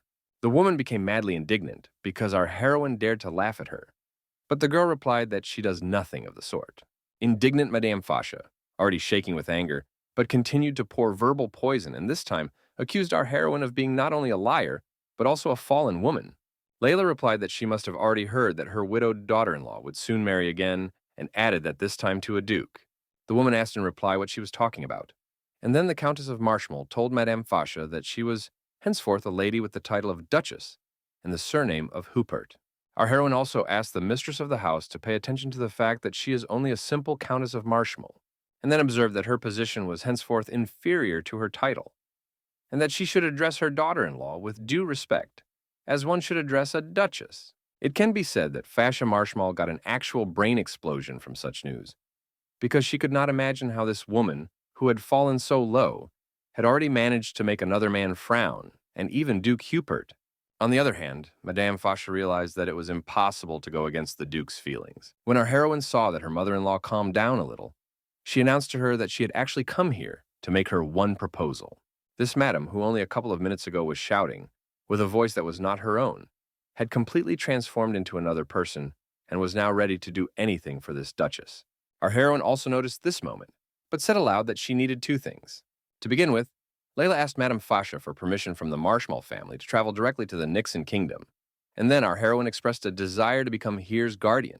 This madam somehow did not immediately believe that this was all she needed from her, and even treated her daughter-in-law's words with some distrust. Marcel began to analyze the information she had heard, and now she understood that the trade with the Nixon kingdom was exclusively handled by the Hiln family. Therefore, it is possible to issue a travel permit, because it would not change anything for her. And regarding here, she reasoned that, since this child is a shame, if she is irritable and weak, then there will be no benefit from him, so there is no point in clinging to him. Our heroine decided to push her mother-in-law into a positive answer and announced that she would offer her fair compensation in return. Madame Fasha mentally called our heroine a foolish woman, and also thought in this way that she did not know what she was going to offer her, but decided to pretend to be upset by these requests in order to get more. As a result, the mistress of the house announced to her daughter-in-law that she certainly did not want to give her all this, but she did not mind knowing what she would offer her in return in case of a positive answer from her side. Since our heroine was also playing her game, she thought about it and said that she needed to think a little about how to act better, and then, as if by accident, decided to inform Madame Fasha that Duke Hupert had recently acquired a mine where black magic stones were mined.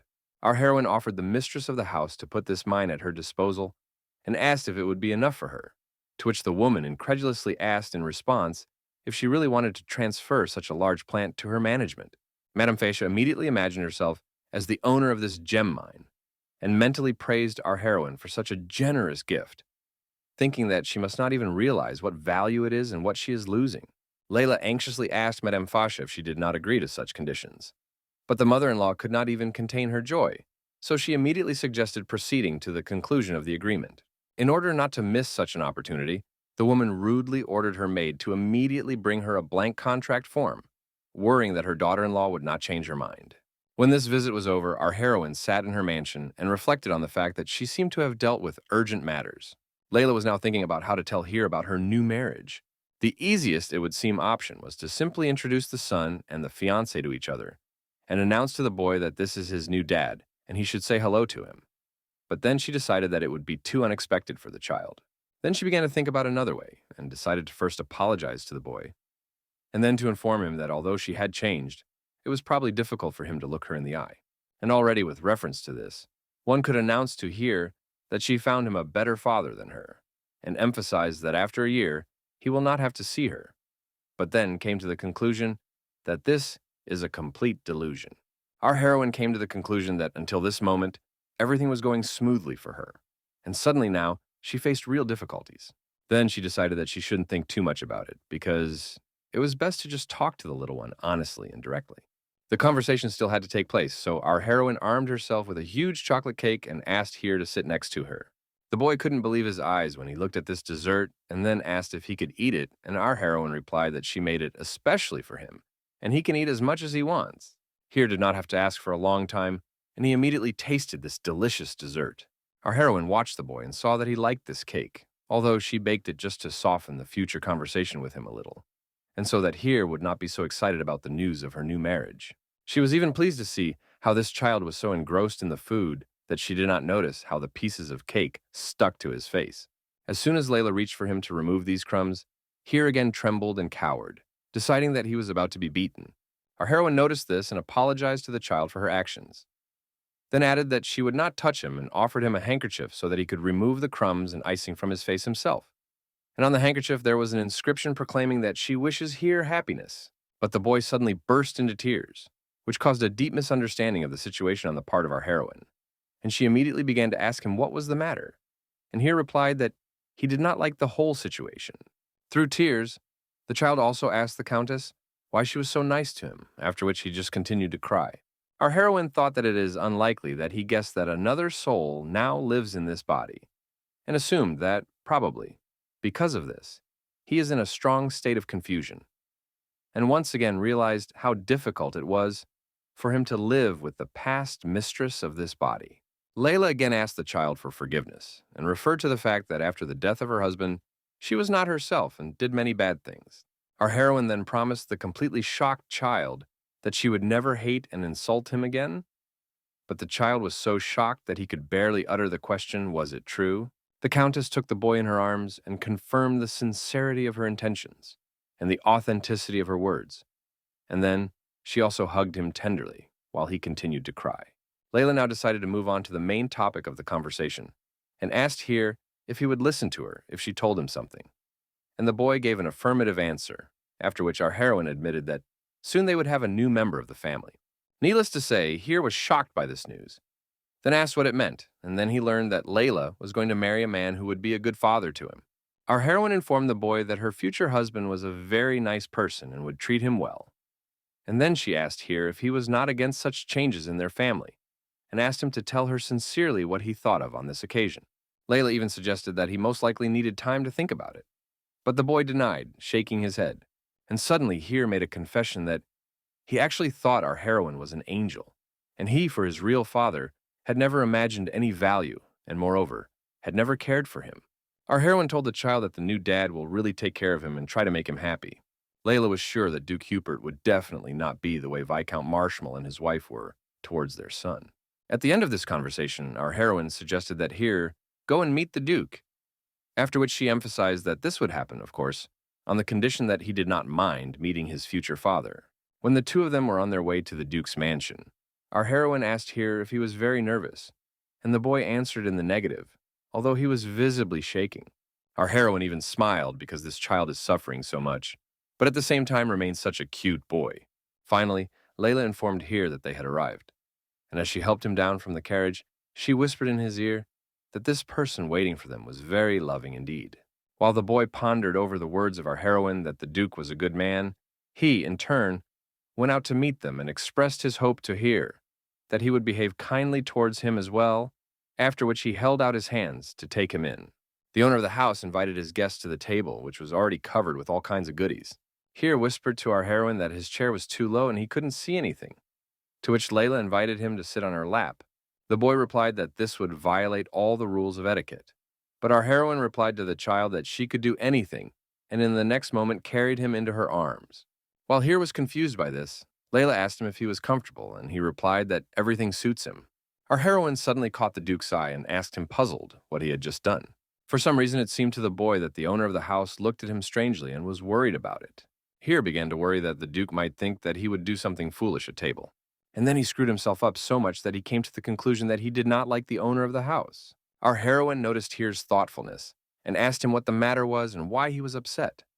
And the boy replied that everything was fine without saying his thoughts. Finally, the Duke decided to establish contact with this child and greeted him closer, and our boy resolutely returned his sincere greeting. Lacius addressed our heroine with the words that Here will become his son, so he wants to get close to him. Layla answered that she was really warmed by the thought that they would all live together and in harmony.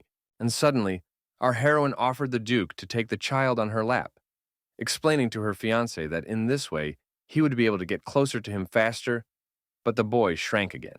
Laetius replied to our heroine that she could not worry because he could handle anything. The Countess rejoiced at the husband's words, and also assumed that Hiet was not against their rapprochement, and then looked into the child's eyes and said that if something made him uncomfortable, he could speak about it directly. Actually, everything was a little scary for Hiet, but he didn't know how to admit it. On the other hand, he knew from the words of our heroine that the Duke was a good man and could not be avoided. Hiet also noted that Laetius really likes his mom. Having calmed down a little, the boy told his mother that everything was fine with him, although he mentally continued to assure himself that the Duke was a good person, and he could not be afraid of him. At some point, Laetius invited Hiet to move to his arms, and the boy approached the Duke. Our heroine immediately noted in her voice that her fiancé manages Hiet very well, and asked him if he had any experience with children. But the Duke gave the bride a negative answer and announced without a drop of modesty that he was simply good at everything.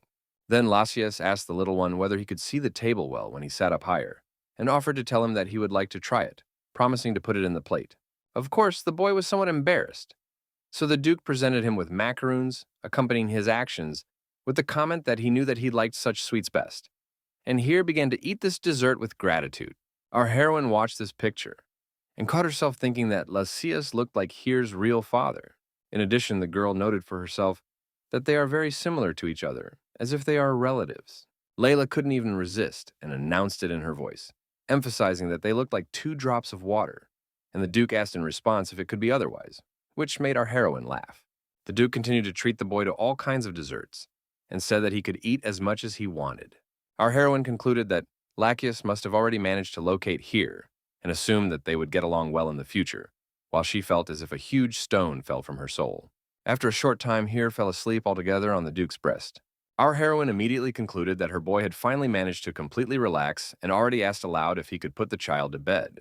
The owner of the house ordered the servant, and Hiet was carried to the guest room so that he could rest peacefully there. Lysias himself offered our heroine to walk with him while the boy slept. When our heroes went out into the garden, the Duke asked his bride what flowers she liked the most, and this question caught the girl by surprise, and when she looked at him inquiringly, the master of the house declared that if she had any particular preferences or favorite varieties, then he will plant them in this garden. Layla thought for a while and asked the Duke if it was possible to place a swing in the garden instead of flowers, which surprised Laetius.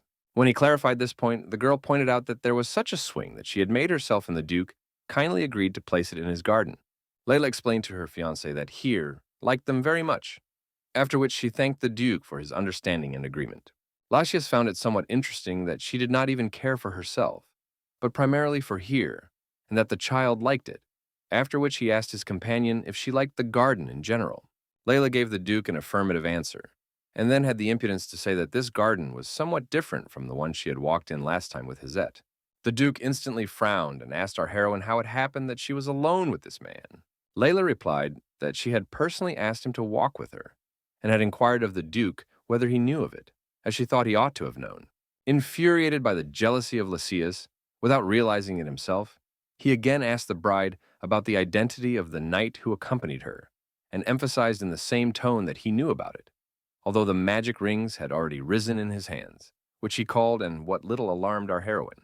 The Duke saw his bride's confusion and tried to calm her down by saying that he was a little nervous around her.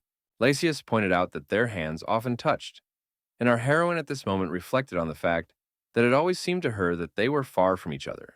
But now she caught herself in thought, where she noticed on the level of sensations that everything was going in the right order. The Duke asked Layla if she was tired of them walking for so long, and offered to take a short break. Lachius shared with our heroine one secret of this garden, after which the girl learned that there is one secret place here. Layla immediately remembered that the author wrote about him in the original story, and this news made our girl very happy and interested. Our heroine knew from the original plot of the novel that Hiet worked very hard and for a long time so that he would eventually have the magic rings and be able to possess them. And even with all his efforts, his capacity for such magic manifested itself only with the passage of time and under certain conditions. At training, something happened to him every time, but the expected positive result was not there. And then he walked, not finding a place for himself, and without holding back tears, he continued to make new attempts again and again. And we return to our heroes in the Duke's garden, where the girl, when she heard about the secret place, immediately assumed that it was the same corner she read about in the original story. As soon as Layla saw this place, she immediately declared that this place was incredible and beautiful, after which she asked Lysias who worked on it, and the Duke replied that it was his mother's work. The owner of the manor announced that there was another place to sit, and our heroine immediately thought that this would be a good place for Hiet to spend his time.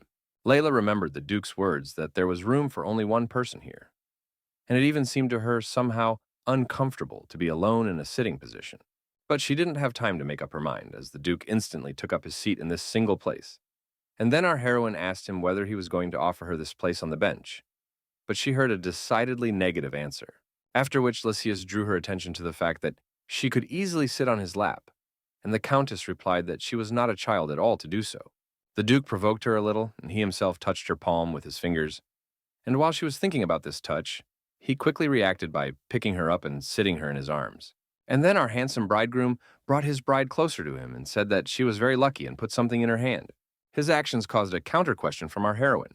Lysias then leaned close to our heroine and explained to her that this was a wedding gift he was offering her to make her feel needed, and also to show her the seriousness of his intentions. When the girl opened her palm, she saw a wedding ring encased in a diamond, and she was curiously confused as to how he managed to insert the ornament into the stone. He wanted to know if our heroine liked his gift, and he asked her about it. And Layla honestly answered that she actually found it incredible and liked it very much. Then the girl reminded the Duke how he had told her last time that he would teach her to make a magic ring, and he confirmed it. Moreover, Lysias confessed that every thought in his mind was occupied with conversations with her.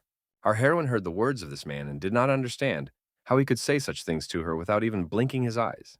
And in Layla's voice, she asked the bridegroom what color it would be if she managed to summon the magic ring, and the Duke replied that he did not know, and then added that he could only hope that the color of her ring would be the same, like his rings. Our heroine was very interested in this idea, so she asked the Duke if he would teach her such a skill today. When they were already in the study, Lysias warned our heroine that he had never taught anyone before, so he did not know if he could explain all the points well to her, to which the girl replied that he might not worry about it, because if she suddenly fails to summon her ring, it will be solely because she is a bad and not at all talented student. The Duke replied that he could not allow her to fail, so he would try his best, and then emphasized that this would be his second gift to her, in token of their future marriage. Layla noted to herself that she had indeed received many gifts from him today, and now made a mental note to at least bake him some cookies and give them next time as a thank you for his help. The Duke admitted to our heroine that he actually knew how to use the magic rings from birth, because he was born with such knowledge. And then he said that, to be honest, Hiet would be a better teacher for her. But then he added imperiously that he didn't like that option at all. To be honest, Lysias wanted to teach his bride to use the magic ring himself with the help of a gun. Duke began to tell Layla how to reload the gun, and tried to explain in a non-intimidating way that if she made any moves the wrong way, the next shot could be her last. Our heroine did everything according to his instructions, and then asked if she was ready to shoot, and Lysias asked her to start practicing immediately. Layla worriedly said that she actually didn't even know how to summon these magic rings, and the Duke replied that she would have to learn that only through personal experience during practical classes. Lysias suggested that our heroine just shoot, and emphasized that during the shooting, she would feel everything herself. Layla brought up again the part from the original story, where it was mentioned that, even with the help of the Hiet Knights, it took only 8 years to make her first ring, and because of that, she naturally doubted that she could do it right now, and with the first time. But despite her inexplicable fear, she still decided to try, and everything worked out for our heroine the first time, after which she frankly recognized it as a wonderful practice. By and large, Layla could not even imagine that it was really that simple. The next day, our heroine sat in her mansion and thought that everything in her life was going so well that it was even a little disturbing. For some reason, her life was too different from that of the main character from the original story. And besides, everything was going suspiciously smoothly. Not to mention that she even managed to summon a magic ring, and all was quiet until the alarmed Jane ran into her mistress's room, trying to say something, but she was too excited. And then, the Countess herself began to ask her what had happened there. Finally, Jane still explained the reason for her condition, and our heroine learned that His Majesty the Emperor himself had arrived at her estate. In a matter of minutes, our Layla had the opportunity to personally meet the Emperor, who immediately announced to her that he had come to take her away.